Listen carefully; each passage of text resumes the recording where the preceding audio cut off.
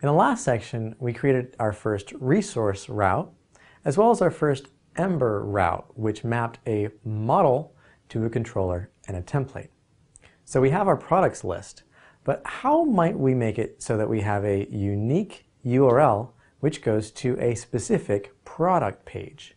And so that we could click on a specific product in our listing and view more details about a product.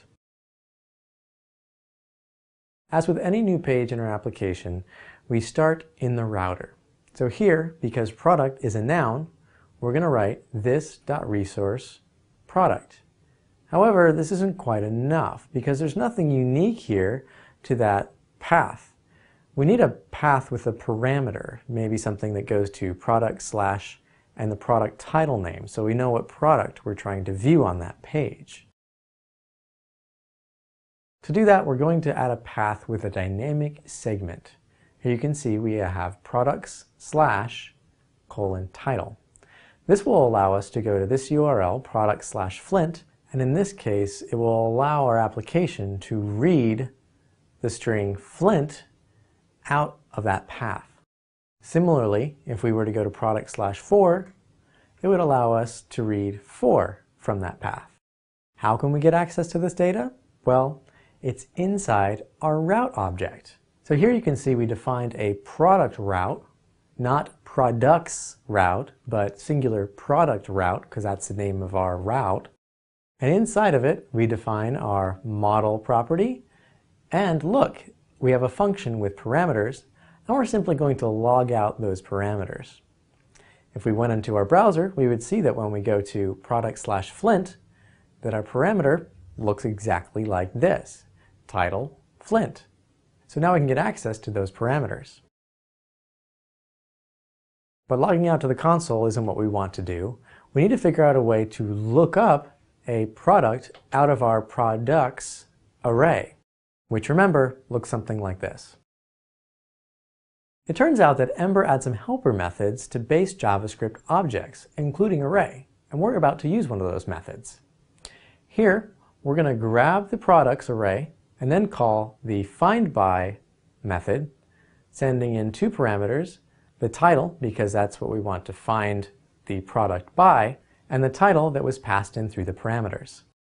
So now when we go to product slash Flint, the model that should get found and returned should be the Flint product.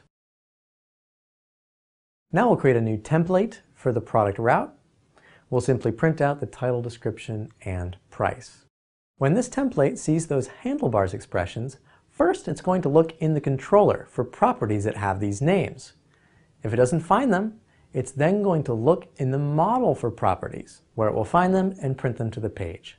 So if we jump back into our browser and go to products slash Flint, we'll see that our product template is rendered and our product is printed to the page. Two more things we want to add to the store. First, let's add an image to our product page using that bind attributes helper method, like so. No surprises here. The second thing we want to do is jump back into the products template, where we list out all the products. Here, we want to link to each individual product page. So all we have to do here is specify link to product, and then we need to send in the product we want to link to.